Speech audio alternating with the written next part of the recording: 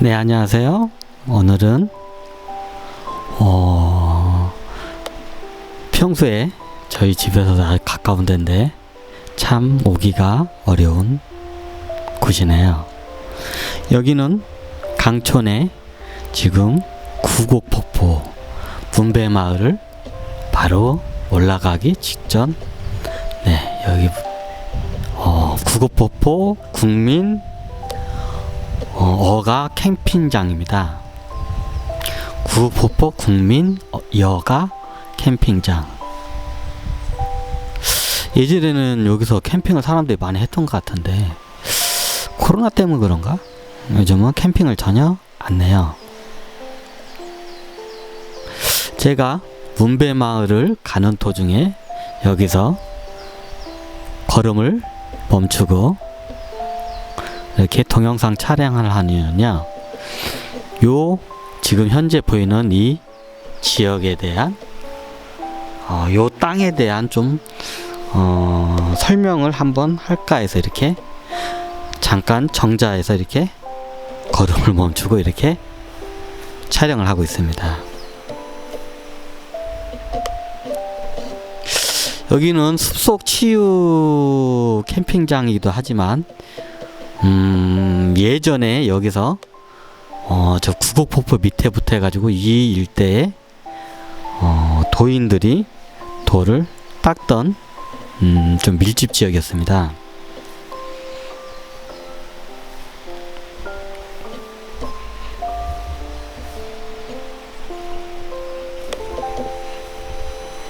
이걸 뭐라고 하냐, 쇳대라고 하나, 이걸 뭐라고 하지, 이걸?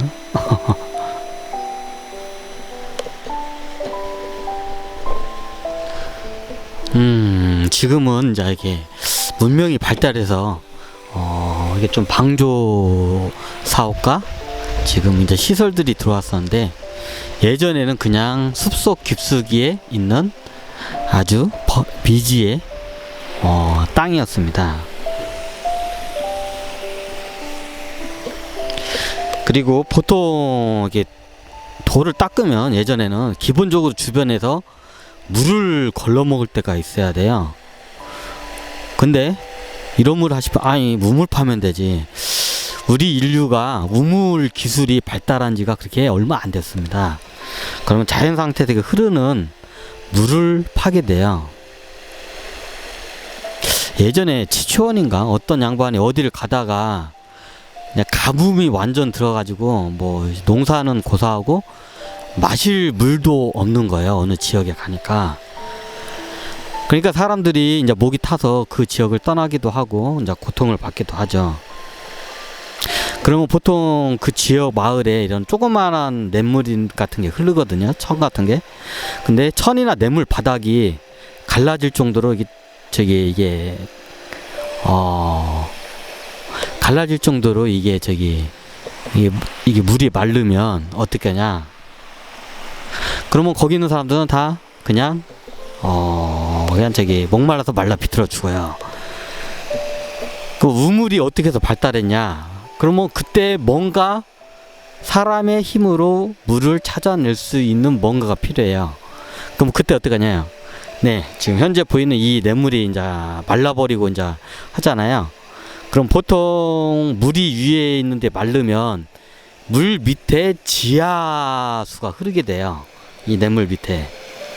그쪽으로는 물이 많지는 않지만 조금씩 흐르게 돼요. 그래 좀 저장이 돼 있고. 그럼 어떻게 되냐요? 네, 강물 바닥을 수직으로 파내 들어가면 됩니다. 이게 우물의 이게 역사예요. 무슨 소리냐? 우리 동네 보니까 뭐 산에도 우물 오니까 파니까, 야, 그거는 나중에 기술이 발달해서 그런 거고, 최초의 우물은 이제 그렇게 해서 탄생을 해요. 천바닥이나 냇물 바닥이 물이 이제 비가 안 내서 말라 비틀어지면 그 냇물 바닥을 갖다가 수직으로 굴을 파고 들어가요. 수직을 어떻게 파고 들어가냐고요? 이런 나무를 갖다가 베서 나무를 대략적으로 한 1m 50, 사람 키만큼, 성인 키만큼이라고 보시면 돼요. 사람 키만큼의 평균 키만큼이 그 당시에 1m 50 정도 됐거든요. 1m 50 정도로 이렇게 나무를 베서 토막을 내 가지고 그거를 갖다가 땅을 팔 때마다 만약 깊게 파면 이게 다시 무너지잖아요. 무너지지 않게 조금 파면 이게 나무로 이게 옛날 토성을 나무로 쌓거든요. 마치 이게 나무로 해가지고 옹벽을 쌓듯이 하나하나씩 이걸 쌓아요.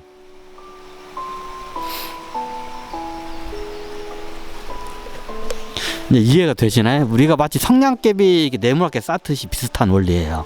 그거를 팔 때마다 밑으로 쌓아가지고 벽이 무너지지 않게 만들어요. 이제 눈치 빠르신 분들은 이제 눈치챘을 겁니다. 우물정자잖아. 모양이. 예, 맞습니다. 이게 최초의 우물정자입니다.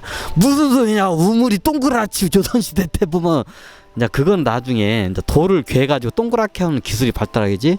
처음에는 나무를 이렇게 네모나게 정사각형으로 해서 수직으로 파다 들어오니까 이제 그런 식으로 이제 나무를 이제 이게 어떻게 보면 서로 이렇게 엮는다고 하나 이게 그 밑으로 이제 수직으로 팔 때 이게 그 진흙이나 흙이 흘러 넘지 만약에 한 3m, 4m, 5m 이렇게 파다 들어가면 진흙 같은 게 무너져 내려요. 그럼 밑에 파다 있는 사람은 어떻게 될까요? 네, 그 매장이 돼요. 그래서 이게 나무를 괴야 돼요. 마치 깽도가 같은 게 옛날 깽도가 그죠? 깽도가 나무로 이렇게 위에다가 해가지고 이게 위에 흙 같은 게 무너지지 말라고 이게 수직으로 이렇게 천장을 다 개잖아요. 똑같아요. 수직으로 하면 이게 사방팔방을 다 나무로 이렇게 파내요. 이게 수직을 이렇게 해가지고 벽을 만들어가지고 파고 또 밑에다 나무를 개서 또 하고 이제 그런 식으로 작업을 해요. 보통 그건 사람 성인 키만큼이에요. 그게 한 보통 1m 50이거든 그 당시에. 그러면 가로 1m 50, 세로 1m 50 이렇게 정사각형으로 이렇게 파고 내려가요. 네, 그게 우리가 있는 한자의 우물정자가 이제 그런 식으로 파고 들어가요. 그럼 우리가 보이는 이런 이제 비가 안 내리면 이런 냇물 같은 게 이제 이런 데 사람들이 있으면 냇물 같은 게 마르면 물을 마셔야 하잖아요. 농사는 두째 지더라도 일단 먹고 마실 물은 마셔야 하니까 그러면 요 냇물 밑에를 이렇게 수직으로 들어가면 나와요. 근데 냇물자리를 수직으로 판다 해서 다 나오는 게 아니에요. 그게 흐르는 자리가 있고요. 고이는 자리가 있어요. 이게 설명하면 그런데 마치 이게 석유 같은 것도 고이는 자리가 있잖아요. 똑같아요. 물도 이게 고이는 이게 자리가 있어요. 이제 그거를 풍수적으로 그게 이제 옛날 풍수지리 기술인데 어떻게 보면 그거로 해서 그 자리를 찾아내요. 그럼 어디에 보통 많이 괴이냐면 보통 이렇게 냇물 같은 데 보면 우리나라는 대부분 이런 조그마한 이런 돌 같은 것들이 여기저기 있잖아요. 그러면 돌만 있으면 안 되고 밑에 화강암 있는데 움푹 파여져 있으면서 이런 돌들이 이게 쌓여 있으면 그 사이에 이제 물들이 있어요 다. 이거 나중에 그걸 보여줘야 하는데 이것도 이제 이게 풍수 지리를 아는 분들은 그걸 알아요. 근데 이제 우리 현대 학자들은 지리학이라고 하죠. 근데 지리학에는 그거에 대한 설명이 잘 없죠. 이제 나중에 한 풍수 지리학 때 설명을 해야 하는데. 보통 그게 어디에 많이 적어냐면 현재 보이는 자리 있잖아요. 두 개의 물줄기가 이게 뭉쳐 있고 약간 넓으면서 이게 화강암지대가 이렇게 깊게 쑥 들어간 지형들이 있어요. 그러면 그 전체적인 지형이 틀려요. 그 산세 지형이. 그럼 산세 지형의 모양과 형틀을 보잖아요. 그럼 약간 분지 지형에서 왠지 물이 좀 모일 것 같은 지형이 있어요. 그러면 지형에 화강암이 이렇게 움푹 파여져 있고 그 위에 이제 이런 돌들이 이렇게 있잖아요. 그럼 그 안에 마치 연못과 같은 호수 연못과 같은 그 물이 지하에 고여 있는 데가 있어요. 그럼 거기다 우물을 파야지. 아무 데다 이렇게 하면 물이 그냥 슥슥슥 그냥 지나가는 자리에는 물을 길어 먹을 수가 없어요. 우물 자리도 우물이 항상 마르지 않는 우물이 있고요. 쉽게 마르는 우물이 있어요. 그럼 우리는 우물을 팔 때 물을 찾기 위해서 우물을 파기 때문에 항상 물이 잘 마르지 않는 우물을 파야 돼요. 그러면 이 지형을 보면 왠지 모든 산에 있는 물들이 다 이쪽으로 내려와. 어차피 중력에 의해서 내려오니까. 그 이쪽 여기에 지금 다리 쪽 물줄기가 있고 저쪽에 물줄기가 있잖아요. 그러면 거기서 왠지 쑥 꺼진 것 같은 지형이 있어요. 그러면 요 지형이에요. 나중에 여기다가 우물을 파면 물이 나와요. 딱 여기 지금 물길 두 개가 만나고 약간 넓은 지형이에요. 이제 이게 옛날 사람들은 이걸 풍수적인 이제 자료로 해서 그걸 다 찾아내요. 근데 조금만 관찰력 있으면 그 보이는데 이제 일반 사람들은 그렇게 눈이 안 보이죠. 그러면 우물을 땅을 막 여기저기 막 여기다 우물을 판다고 해서 물이 나오는 게 아니에요. 그리고 또 그런 자리는 금방 말라버려요. 이게 애써서 이게 수직으로 겁나게 애써서 저기 팠는데 물이 금방 말라버려요. 마치 웅덩이와 같은 물이 물이 고여 있는 데가 있고 호수와 같이 고인 데 있고 연못과 같이 고인 데가 있어요. 근데 대부분 웅덩이나 아니면 이렇게 실줄기가 있는 데다 파면 물이 금방 거기는 메말라 버려요. 잘 고이지도 않고. 근데 요런 데 하면 어지간하면 가뭄에도 물이 안 마르는 우물을 파야 할 수가 있죠. 이제 이게 지혜죠. 이제 옛 선조들은 이걸 풍수지리적인 거로 해서 이제 기록을 남기긴 했는데, 네, 요즘은 그런 게 없더라고요. 왜냐하면 요즘 풍수지리가 뭘로 해서 발달하냐면 명당 묘자리를 찾는데 다 이게 풍수지리가 발달해서 그런 걸 그런 나중에 그런 것들이 왜냐면 우리 조선시대가 쉽게 말하면 조상신 귀신을 섬기는 종교잖아, 유교가. 그러다 보니까 조상의 무덤을 명당자리에다 묻어야 되겠다는 그 풍수지리 학문이 그렇게 발달하다 보니까 이제 이런 실용 풍수지리 학문들이 이제 등한시 받아요. 이제 많이 발달해서 뭐 굳이 필요도 없기도 하지만 이게 시대적으로 그래요. 그래서 우리나라 풍수지는 대부분 저기 조상 무덤 명당 자리 찾는 학문으로 다 발달을 했어요. 근데 예를 들어서 이런 자리는 풍수지리적으로 조상 묘를 이 근처다 쓰면 안 돼요. 하지만 우리가 물은 필요하잖아. 근데 우물자리로서는 엄청나게 중요한 자리예요. 근데 여기다 무덤을 써서는 절대 안 되는 자리예요. 그래서 풍수지에서 흉당과 명당을 할 때 이 자리가 이런 자리는 흉당으로 봐요. 왜 흉당이냐? 여기다 무덤을 쓰면 안 좋으니까 시체가 고인 썩은 물이 나고 안 좋으니까. 근데 우리가 삶에 있어서 나중에 이게 가뭄이 들면 우리의 마을 여기 살고 있는 마을 사람들의 생존 여탈권과 아주 연결된 중요한 자리예요. 이 물줄기 나오는 게.